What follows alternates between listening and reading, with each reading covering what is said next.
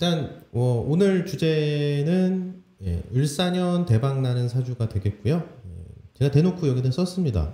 금 많은 사주가 을사년에는 대박이 날 가능성이 높다. 그래서 왜 이렇게 금이 많은 사주가 을사년에 대박이 날 수 있는지를 한번 살펴보는 시간으로 활용해 보도록 하겠습니다. 먼저 선생님들 여러분, 자, 을사년이라고 했을 때 이 을사라고 하는 글자를 한번 뜯어보자고요. 을은 천간이 되고 사는 이제 지장간이 어떻게 구성이 되어 있느냐? 무경병으로 구성이 되어 있습니다. 활발하게 중심이 되어서 쓰는 것은 이 병화가 된다라고 이야기를 할 수 있고, 그 활동이 무엇을 목표로 하는가라고 하는 어떤 기준점, 그리고 목표하는 것, 지향점이 되는 것은 경금이 된다라고 생각을 해주시면 돼요. 한편 이 무토는 그럼 뭘까?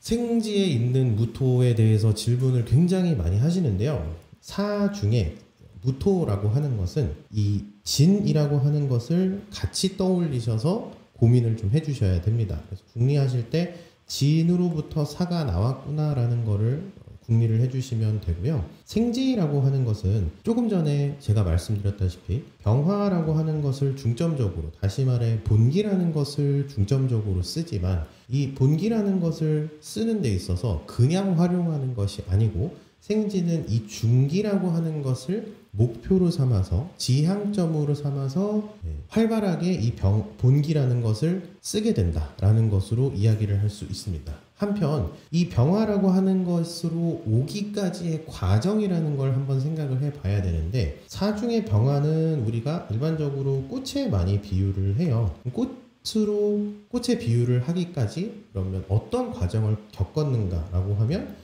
땅 속에 이런 식으로 뿌리로부터 출발을 해서 이 뿌리 내린 것이 땅 위로 올라와서 싹이라는 것을 만들고, 이 싹으로부터 여러 가지 가지가 벌어지기 시작하면서 최종적으로는 꽃이라는 것이 만들어집니다. 그러면 우리가 이거를 인간사에다가 어떻게 적용을 할 것인가로서 사주풀이를 하는 거잖아요. 병화라고 하는 것은 지장간, 사중의 병화라고 하는 것은 대체적으로 꽃에 비유를 할 수 있게 되는데, 이 꽃은 가을에 피워낼 열매라는 것을 지향점으로 삼아서 활발하게 교류하고 소통하고 기존에 쌓아온 어떤 근본이라든지 인프라라는 것을 활용하면서 살아가는 것을 의미합니다. 그러면 병화는 뭔가 기존의 인프라를 활용을 하는 것이고, 경금이라고 하는 것은 다가올 가을에 만들어내는 열매라는 것으로 우리가 이야기를 했는데, 그럼 인프라는 도대체 어디 갔나요? 인프라는 어디 있을까요? 그 인프라라고 하는 것이 사중의 무토에 들어가 있다라는 것을 떠올려 주시면 돼요. 왜냐? 사라고 하는 것은 미래를 지향하고 있는 생지로서 역할을 하는 것인데, 이 생지는 미래지향적이다라고 하기 위해서는 기존에 있던 것을 바탕으로 미래를 바라보고 있는 것이라고 이야기를 할 수 있어요. 우리 과거, 현재, 미래라고 하는 요소를 사주에서 찾기 위해서 뭔가 열심히 궁리를 하잖아요. 사라고 하는 건 묘진사후에 들어가 있는 하절에서의 사가 되고요. 이 묘진사후로 오기 전까지 자축인묘라는 걸 거쳐서 묘진사후까지 오게 됩니다. 그래서 이 무라고 하는 것은 내가 활용할 인프라를 구성했던 지난 시절이 이 안에 들어가 있고, 또 지장간이라는 것을 공부할 때 생지는 여기, 중기, 본기로 구성이 됩니다 라고 우리가 배우고 알고 있죠, 공부하실 때. 그럼 여기는 우리가 과거라 그러고요, 중기는 미래라 그러고, 본기는 현재라고 생지에서 이야기를 합니다. 이 과거를 어떻게 찾을 것인가? 진에서 온 것을 우리가 과거라고 하니까 결론적으로는 사중 무토 속에는 계수와 을목이 들어가 있는 것이구나 라는 것으로 이야기를 할 수 있습니다. 을사라고 하는 것, 이 중에서 사중 경금, 이 경금이 무엇이냐? 교류라고 하는 것이 활발한 환경이 있는 와중에 사중에 경금이 왔어요. 이 경금을 어떻게 바라볼 것이냐? 아직 익지 않은 열매, 그리고 앞으로 익어갈 열매. 그래서 완성된 형태의 어떤 특성을 갖고 있는 그런 요소로서 작용을 하는 것이 아니라 앞으로 계속해서 성숙해 나가고 뭔가 성과로서, 결과로서, 그리고 하나의 어떤 지향점으로서 작용할 만한 성숙하지 않은, 하지만 가능성이 있는, 잠재력이 있는 그러한 요소로서 작용을 하는 것이 이 사중의 경금이다라고 설명드릴 수 있습니다. 자, 그럼 이제 그래서 이 을사에서 이 사중의 경금을 어떻게 해석을 할 수 있는 것인가? 젊은 세대, 그리고 새로운 세대, 그리고 앞으로 성과를 만들어갈 사람 등으로서 해석을 할 수 있는 게 사중경금이다 라고 해석을 할 수 있습니다.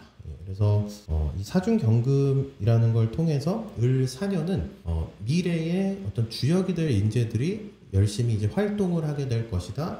기존에 있던 세대들과 뭔가 대체를 할 수 있는 인력들이 점점 드러나게 될 것이다 라고 해석을 할 수 있는 게 이 을사년의 사중경금으로 설명될 수 있습니다. 그래서 을사년에는 보다 활발하게 활동하는 젊은 세대가 나타날 것이고요. 앞으로 특정 분야를 이끌어 나갈 수 있는 새로운 세대들이 등장하게 될 것이고요. 그 밖에 젊은 세대, 새로운 세대가 아니더라도 앞으로 성과를 만들어갈 사람들이 점점 활발하게 활동을 하기 시작을 할 것이다 라는 것으로 설명을 할 수가 있습니다. 그때 이 을목이라고 하는 것은 꽃을 통해서 열매를 만들어 나가려고 하는 환경 속에서 엄밀히 말하면 이 을목은 보조적인 역할을 하게 되겠죠. 우리 생각을 해보자고요. 이런 식으로 나무와 가지가 이런 식으로 뻗어 있다 라고 했을 때 가을에 이런 식으로 열매가 열리려고 하면 이 열매 이전에는 원래 수정이 된 이런 형태의 수정된 꽃과 꽃받침이라는 것이 있어야 됐고요. 이 이전에는 사실 이렇게 꽃과 꽃받침 옆에 이런 식으로 꽃잎이 피어있는 이런 형태를 갖고 있었을 것이다 라고 이야기를 할 수 있어요. 그래서 이게 병화가 되고 여기서 수정이 일어나면 정화가 되고 이 정화에서 경금이라는 것이 만들어진다.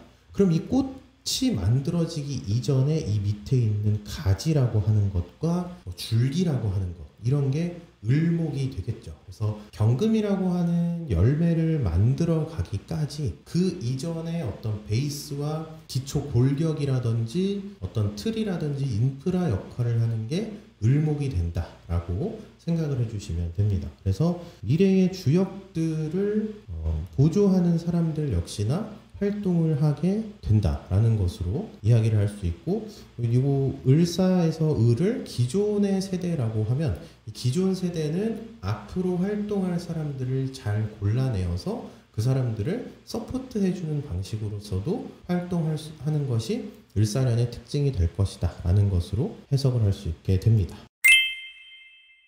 제가 오늘도 이제 유튜브 게시판에 홍보를 했는데 2월 8일부터 제가 월령 특강이라는 걸 진행을 할 거예요. 토요일 날 진행이 되고 오후 2시부터 4시까지 2시간 동안 진행되는 강의고요.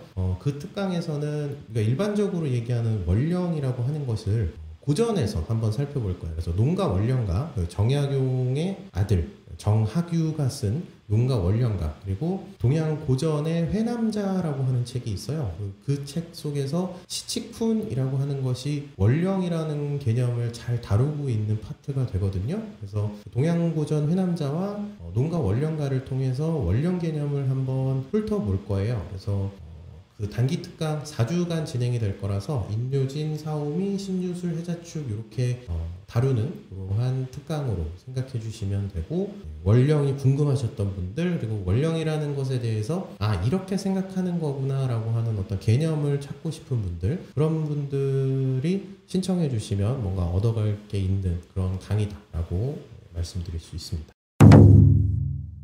네, 막간을 이용해서 홍보를 한번 잠깐 해봤고요. 그래서 이 을사년에는 그럼 어떻게 해야 하는가? 우리 미래의 성과를 만들어 가야 되고, 미래 세대, 새로운 세대, 그리고 앞으로 젊은 세대, 이런 사람들이 활발히 움직여서 성과를 만들어 가야 하는 시기라고 이야기를 할 수 있습니다. 하지만 완벽한 완성된 성과가 나오는 시기가 아니기 때문에 조금 더 잘 성과를 만들기 위한 어떤 교류, 그리고 인프라, 그리고 이래저래 사람들한테 듣는 정보, 데이터를 모집하는 거, 이런 걸 하는 시기가 을사년이라고 보시면 돼요. 그래서 가안 정도, 그리고 우리 왜 뭔가 건축이라고 하는 것이 진행이 됐을 때 뭐 리모델링이나 아니면은 뭐 재건축 이런 게 진행이 되면 이렇게 이미지상으로 이미지 예시로서 이렇게 보여주는 그런 어떤 디자인이 나오잖아요. 그런 것처럼 어떤 그림을 그려 놓으시는, 그리고 이 성과의 방향성이 이런 식으로 가면 되겠구나 하는 어떤 세팅을 해 놓는 시기로서 을사년을 활용을 하시면 될 것 같습니다. 그래서 성과를 만들기 위한 기초 인프라라든지 어떤 인력이라든지 이런 것들을 재배치하는 시기로 을사년을 잘 활용하시면 될 것 같아요. 그래서 을사년은 더 나은 성과나 결과를 만들기 위해서 부딪히고 경험을 쌓고 활발히 교류를 해야 하는 시기이다. 그래서 단순히 부딪히고 경험하고 교류하는 것뿐만 아니라 이 속에서 뭔가 체계를 세우고 인프라를 만들고 내가 나아가고자 하는 방향성이라는 것을 명확하게 설정을 하셔야 되는 게 을사년의 어떤 메시지가 된다. 을사년에 해야 될 일이 된다라고 생각해 주시면 됩니다. 비유를 하자면, 이렇게 자연현상에서 비유를 하자면, 이런 식으로 꽃이 피어 있는 이것을 우리가 병화라고 이야기를 하면, 이 밑에 여기 초록색 줄기 보이시죠? 이 부분이 을목이 되는 거예요. 그래서 을목을 통해서 병화가 만들어졌다라는 것. 근데 이 꽃이 만들어지는 이유는 단순히 그냥 아름다움을 뽐내기 위함이 아니라 화려하고 매력적이고 뭔가 탐스러운 그런 색깔을 통해서 곤충을 유인하기 위함이 가장 큰 목적이 있습니다. 그럼 왜 꽃이 곤충을 유인을 하는가? 곤충에 보면 여기 이 사진에서 잘 보이실지 모르겠지만 이 벌이 털 같은 게 많이 달려있죠. 그리고 이 벌 몸에도 뭔가 꽃가루라는 거를 묻힐 수 있는 가능성이 얼마든지 들어가 있어요. 거기에 또 이렇게 이 꽃 안에 씨방 근처에는 꿀이라는 것도 들어가 있으니까 벌이 이렇게 와서 꿀이라는 거를 먹으러 오기도 하고, 그러면서 온몸에 날개에 다리에 혹은 머리, 가슴, 배 이런 형태로 되어 있으니까 뭐 배 쪽이나 가슴 쪽에 화분, 우리 꽃가루를 묻히게 될 가능성이 있죠. 꽃들한테는 그 꽃가루가 번식의 수단이 됩니다. 그래서 그러한 꽃에 있는 꽃가루를 벌들이 묻히고 다른 꽃으로 가게 되면 그 다른 꽃에서 이런 식으로 뻗어 나와 있는 암술이라는 것에 꽃가루가 묻는 순간부터 수정이라는 것이 일어나게 되고요. 그렇게 되면 그때부터 이 꽃에서 열매 만드는 작업이 계속해서 진행이 되게 됩니다. 그래서 꽃이 화려한 이유는 더 많은 교류와 더 다른 어떤 곤충을 끌어들여서 계속해서 나의 어떤 향후에 만들어가고자 하는 열매를 더 만들기 위해서 누군가를 유인하기 위함에 있다라고 이야기를 설명을 드릴 수가 있어요. 그래서 이런 어떤 교류 활동, 번식 활동, 그리고 성과를 만들기 위한 소통, 이런 것들을 하는 것이 이 사라고 하는 것, 환경에서 일어나는 일이라고 보시면 됩니다. 그래서 을사년에는 뭔가 기본적으로 교류와 소통, 그리고 성과라는 목표를 향해서 움직이고자 하는 사람들이 열심히 활동을 하게 되겠죠. 따라서 을사년은 사주에 금이 있으면 성과나 목표하는 바를 향해 꾸준히 나아갈 수 있겠다라는 것으로 결론을 지을 수 있겠죠. 그래서 을사년이 꽃을 활용해서 열매를 맺기 위한 준비를 하는 시기라는 것을 감안을 한다면, 사주 내에 금이 있다 그러면 어떠한 형태로든 성과를 내려고 하는 마음가짐이라는 게 있을 거 아니에요. 그래서 이 금이 있는 사주는 을사년에 굉장히 뚜렷한 목표를 가지고 움직일 가능성이 크겠죠. 그래서 훨씬 더 성공할 확률이 높다라는 결론까지 도달할 수 있게 됩니다.